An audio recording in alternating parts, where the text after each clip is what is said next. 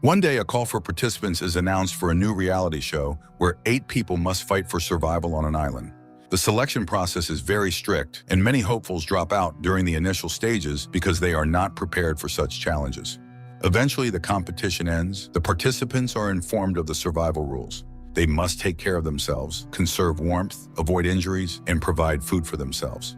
So on the island of Solum, the host greets the participants and suggests they applaud for making it past the preliminary stage. The last person to leave this patch of land will be the winner. Anyone who decides to withdraw from the competition just needs to use the button on their radio or find an evacuation point. Everything will begin when people spread out and end up in their designated locations. The host counts down and starts the game. The first scene features a woman trying to start a fire using makeshift tools. She complains about the condition since everything around is wet and modern people don't know how to use old methods, but she has no choice and continues her task. The second participant speaks to the camera, stating that he needs to find shelter on the island. He wanders around for a while and finds a wonderful place where sheer cliffs protect against the wind. It's almost a 5-star hotel where he will set up camp. The man collects branches to arrange his new dwelling and enjoys the beauty of the surrounding nature. Meanwhile, an unidentified object circles high above the earth. On the island, each participant explores the area, hoping to settle in comfortably. Everything around them is only causing excitement so far. One of the participants, Carol, even expresses that she feels at home here. It now seems to her that she has been preparing her whole life to be here. In the meantime, we see footage of Earth, which is empty and devastated. A humanoid alien walks across the planet as if getting to know it. On the island, Paul examines the surroundings. He appears to be much more serious than the others, fully aware of the complexity of the challenges ahead. The first thing he does is throw his radio into the sea, cutting off his chance of returning to civilization. Meanwhile, Carol continues her exploration and suddenly finds a blooming hydrangea. She marvels at the flowers and even strokes one of them, but when she moves away from the plant, the flower flickers as if it is a hologram. Liam is busy preparing his bow and setting off for a hunt. The alien continues to survey the ruined, desolate planet. Night falls. Emma records her first video. She hasn't eaten all day while building a shelter from a piece of plastic she brought with her. She will think about food tomorrow. Right now, she would love to get some sleep. However, the sounds on the island are not very conducive to that. Finally, the sun rises. Dai greets the dawn on the shore, welcoming it in a Buddhist manner. He is happy to be alone with nature. Completely undressed, he heads toward the water. Meanwhile, Paul destroys his camera and leaves it on the shore. But as he walks away, the camera's fragments begin to flicker and vanish without a trace. The first participant wakes up in her makeshift shelter and immediately records a video, lamenting that she couldn't start a fire at first. However, her persistence has paid off, and she has found snails. So she is glad she brought a pot with her because today she will have snail soup. Unexpectedly, she slips on a rock and falls. Later, she records another video. She has broken her leg on the second day on the island and will have to drop out of the game. The woman says goodbye to her viewers and presses the button. Suddenly, she starts flickering and then falls, dying. Meanwhile, Scott is preparing a fishing net when Liam with his bow appears on the shore. The man greets him rather warmly, although he thought participants weren't supposed to see each other. Then Liam raises his bow. Realizing he's about to be shot at, Scott runs away. The archer chases him into the forest, periodically shooting arrows at his back. Soon, Scott manages to hide from the deranged participant. Meanwhile, Dai informs the viewers that he is building a raft for fishing. In his real life, he works as a bailiff and intends to win.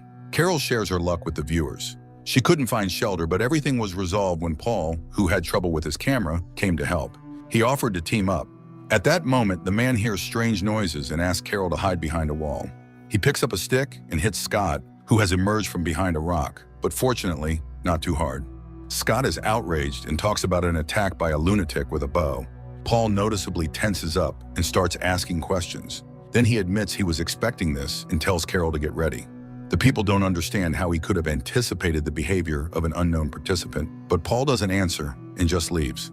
Meanwhile, Emma tries to find food but discovers the body of the deceased woman. Frightened, she runs back to her shelter. At night, Carol tries to understand why Liam chased Scott, as killing him live seems at least foolish. The woman admits she has always been strange and liked talking to objects. Her first friend was a weed. Naturally, other children didn't understand and didn't like her. A doctor said it was a gift. In the morning, Carol wakes up from a nightmare where she was in some strange place, but it's still the same forest around her. Scott greets her when a scream is heard, and Paul appears, telling them to run. At that moment, an arrow embeds itself in a tree. 3 people run into the forest while Liam chases them, occasionally shooting arrows. However, the people manage to escape. They reach the shore where they meet Di. Hearing about the attack, he is ready to call for rescue, but Paul says that would be equivalent to admitting defeat. He suggests climbing higher to get a better view.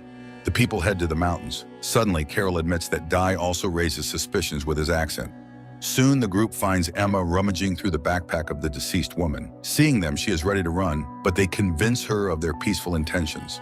She then cries and admits she is very scared because she felt someone was watching her. Di again suggests using the radio. But at that moment, Scott finds the deceased woman's radio and plays her last message, which reveals that after pressing the button, she simply died. Meanwhile, on the other side of the island, another participant dies from a sharpened stake. The next morning, Carol wakes up before anyone else and, after looking around, finds astonishingly beautiful plants. Sitting in front of them, she tells them about an incredible place somewhere out there. Then Liam approaches her and admits he needs the truth because the beauty is gone. He is a judge and doesn't want to kill her or anyone else, but he must signal those who kill. They didn't help people, so he has to act. Aiming at the woman, he leads her to the others, but the men attack him. A fight begins in which Liam pushes Carol hard and she falls, hitting her head on a rock. The woman regains consciousness in an unfamiliar room and sees a strange, transparent sphere in her hand. On the shore, the alien stands with glowing blue eyes and looks at the ocean with delight. But as if hearing something, it starts to flicker and disappears. Meanwhile, Carol wanders through a space resembling an office. Suddenly, a screen turns on in front of her, and a man on camera talks about how if someone is watching the video, it means they are the last one on the station, and he is either dead or hiding in a bunker while there are supplies of oxygen and food. He strongly asks others not to go outside and hopes that everything will be forgotten. At this point, Carol comes to her senses and finds herself being carried on a stretcher. She admits that something is happening to her, but Paul reassures her, and then they see the second participant killed by a wooden stake. Soon they reach the seashore, and the men admit they took care of the body. Now they need to secure themselves. Meanwhile, Liam regains consciousness in some pit and climbs out. Carol tries to get answers from Paul. She realizes that Liam needed him the most. Now she is visited by visions of some institution or laboratory. Paul then admits that life on Earth has ended because people poisoned the environment, started a nuclear war, and used up all natural resources. The game on the island is humanity's chance for survival.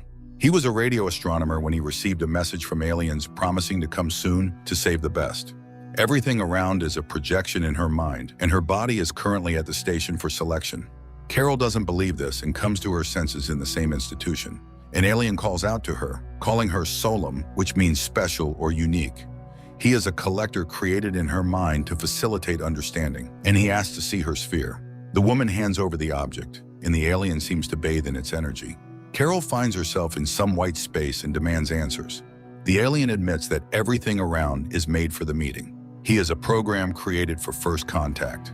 For years, humans sent messages to the stars, and they arrived, but they cannot save everyone. Carol reaches for the sphere and suddenly sees burning forests, melting glaciers, catastrophes and calamities, and dying people, whom rulers convinced of their safety until the end. Then Carol comes to her senses by the campfire. Paul announces that they are supposedly in an alien laboratory, but they don't believe this and begin to argue with him. Paul explains that aliens sent spheres all over the world to conduct selection and choose the most worthy. He and his friend Liam learned to deceive the spheres, and Carol came up with a new way of communication because she is special. In the morning, people spot Liam and flee. Paul asks Carol to hide on the highest peak because only one will survive. Then he suddenly admits he was her husband. The woman tells the others to hurry to the mountain, but a wooden stake flies from the forest and kills Di. Liam appears, but Paul stops him with his own bow. Liam asks them to understand that the aliens never intended to save them, and he charges at Paul. The men fight, and Liam, who intends to win the game and bring a bomb to the alien ship, emerges victorious.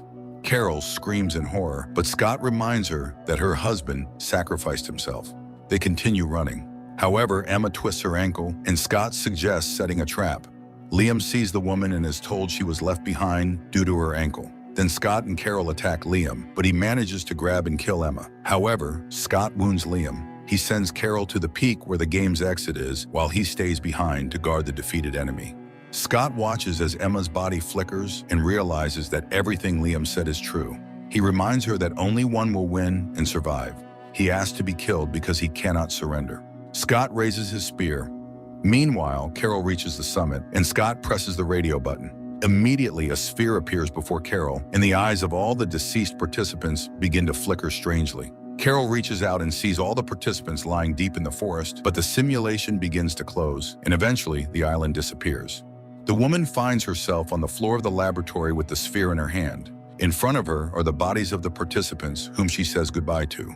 Then, following the alien, she steps outside. On her head is a protective helmet, and ahead is an alien ship where Carol boards and sees 5 unknown people who also became winners in the game and passed the alien selection.